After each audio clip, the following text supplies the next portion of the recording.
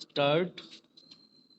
माननीय अध्यक्ष महोदय, आदरणीय खाद्य मंत्री जी ने यह कहा है कि अगर हम खाद के दाम न बढ़ाएं तो यह जो 2,000 करोड़ रुपया हमको अतिरिक्त देना पड़ रहा है उसको हमें साल भर में नोट छापकर पूरा करना पड़ेगा और इसका असर पूरे देश पर पड़ेगा।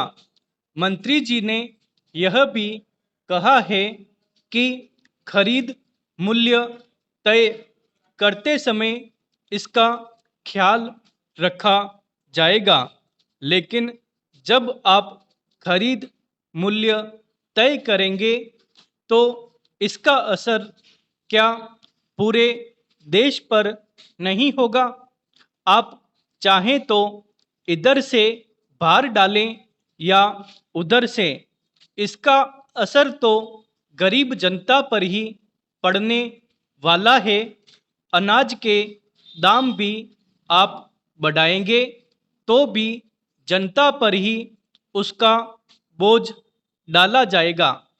प्रश्न यह है कि किस पर ज़्यादा बोझ डाला जाए।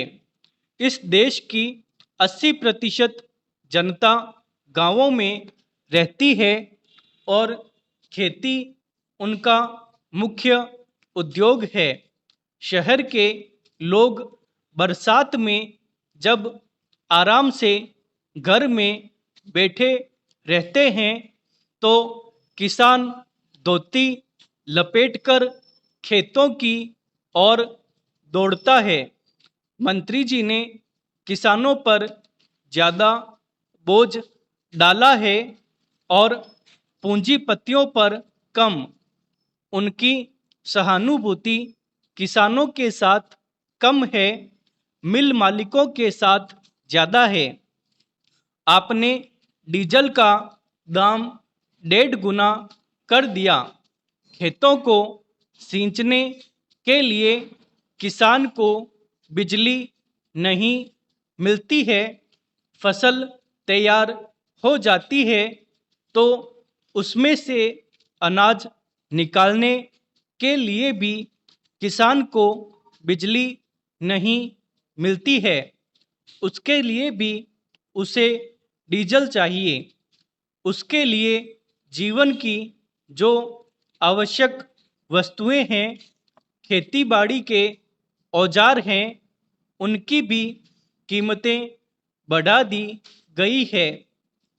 आप बार बार कहते हैं कि आप सारी चीज़ों को एक साथ विचार करेंगे, लेकिन आपने एक बार भी इशारा नहीं किया कि आपके मन में क्या है, कैसे आप इस समस्या का समाधान करेंगे।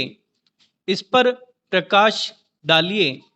श्रीमान, मुझे याद है कि इसी सदन में 4 साल पहले जब खाद का दाम बढ़ाया गया तो हम लोगों ने इसका विरोध किया और किसानों ने आपके गोदामों से खाद नहीं खरीदी और आपके गोदामों में खाद के भंडार भरे रह गए।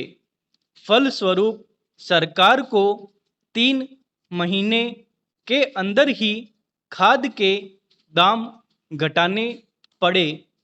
इसलिए खाद और डीजल के मामले में सरकार को पुनः विचार करना चाहिए।